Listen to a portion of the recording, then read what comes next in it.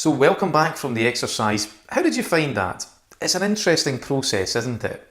And again, if you found this a little bit challenging, that's absolutely fine.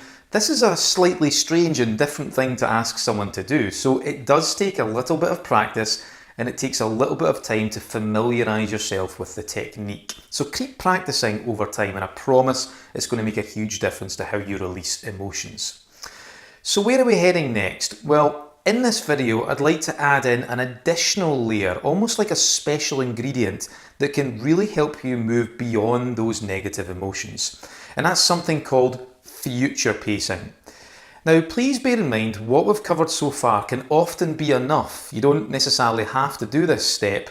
What we've done so far can actually usually be sufficient to release those negative emotions and then move beyond them. But I often find that this last step can be the one that really gives you the biggest release in those negative emotions. So I do find it a really interesting and a really quite profound and useful step.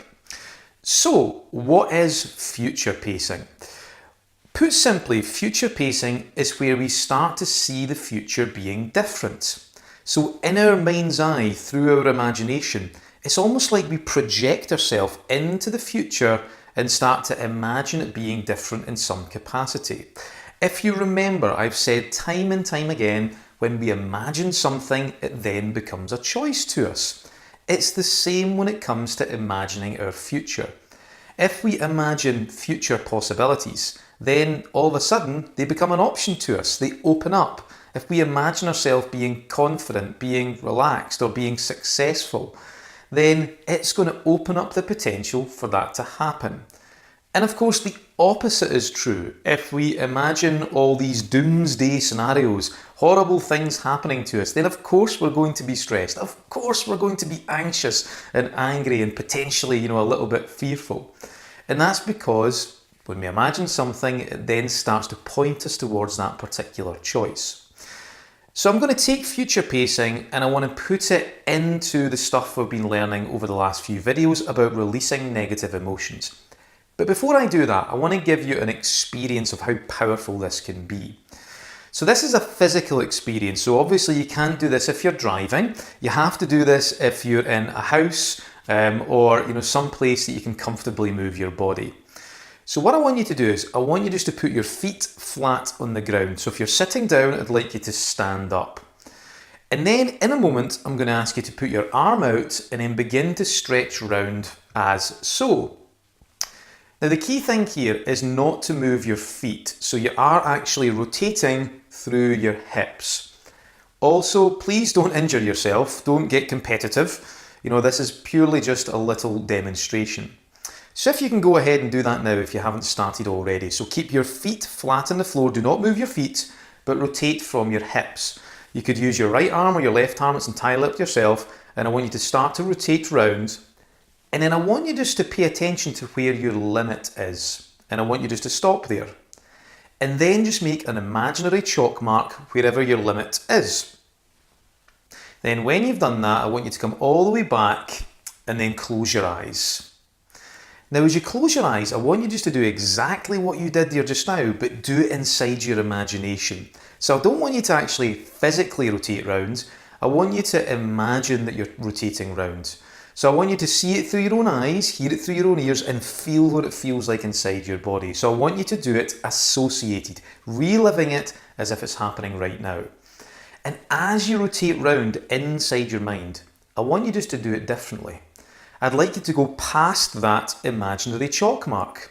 So I want you to see the end of your fingers as you're stretching round, but I want you just to notice what it's like as you stretch all the way past that chalk mark.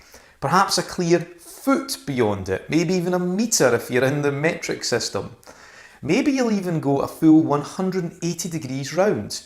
Again, this is just your imagination, so there are no limits.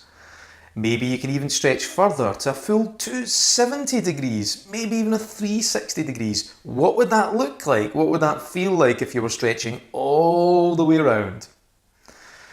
Now, wherever you are inside your imagination, I want you just to come all the way back and then open your eyes. Now, that was a little bit weird. So what I'd like you to do now is I want you just to, once again, I'd like you to physically stretch. So keeping your Feet firmly planted, stretching from your hips. I want you just to rotate round. And this time, I'd like you to notice how much further you can go. Interesting. Now, I would be willing to wager that you did actually go further than that original chalk mark. I have done this probably around about 150 times, and I think I only had one person that didn't stretch beyond it, simply because they didn't do the imagination instructions inside their mind. Now, there's a couple of theories behind this. The first one is the neural pathway theory. And this is that anytime we imagine something inside our mind's eye, then we strengthen, or we create and then strengthen, a neural pathway. And the more that we imagine it, the stronger that pathway becomes. So it's like a physical path or connection inside your mind. And then, because we strengthen this pathway, we are more likely to go down it. So I guess if you think about being confident more often, if you were to imagine being confident in your future and then repeat it a few times, you are of course strengthening those neural pathways, and then you're more likely to be confident. It becomes a choice to you. The second explanation is slightly different, and that is that that choice was always available to you. For example, you didn't suddenly become more flexible simply because you imagined it, but actually you already had the capacity, the potential to do this. But for some reason you had placed these restrictions on top of yourself that were preventing you from accessing that choice. So by using your imagination, you gained access to a choice that was actually already there.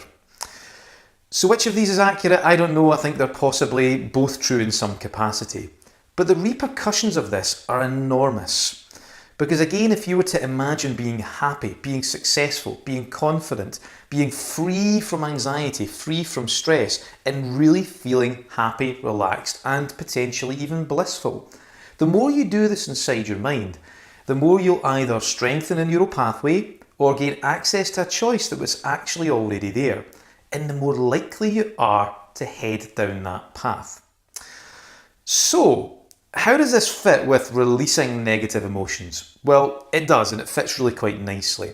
Because there seems to be this deeply held human need to get something from our past negative experiences and then use it for potential benefit in the future. So you know that learning that you had when you went through that last exercise? What would it be like if you were to take that learning and then imagine using it in your future? Because when you do, it's usually in that place that we suddenly get that final and huge, almost colossal release. Because we realise that that past experience suddenly means something useful. If you recall, I mentioned that negative emotions don't just happen for the sake of it. They're not just there to piss us off, even though sometimes it feels like that. They're there as warnings. They're there to make us realise that we have to listen, we have to take action, we have to change our approach or learn in some capacity.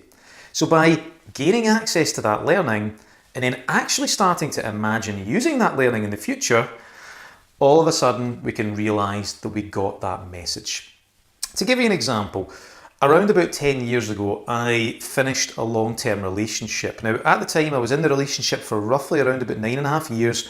I was very much unfulfilled, and I made the decision it has to end here. Now, I won't go into the details of what happened after that, but it was probably the most traumatic year of my life. It was, as I like to describe it, my very own fatal attraction moment. If you're too young to know fatal attraction, YouTube it, but I will warn you, you're in for a shock. But I'm not going to go into details, but it was quite a crazy year and all kinds of horrible things happened. Now, I held all kinds of anger towards my ex-girlfriend. It was almost uncontrollable at times, and I was bringing this into my relationships after that. There was lots of mistrust, and I was getting angry at all kinds of things. Now, the bizarre thing was, when the anger disappeared for me, was when I suddenly realised all the amazing things that had come as a result of ending that relationship. Because I have to be honest, because I chose to end that relationship, it took me off on a completely different path.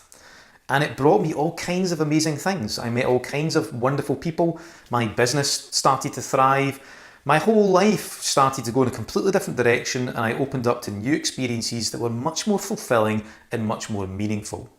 And now that I've appreciated and connected with the benefits of that past bad experience, you know what? When I look back now, it's no longer a bad experience. It's almost like all the emotion has just been drained from that entire experience, because I've realised that actually I learned something really important there and I started to put it into use.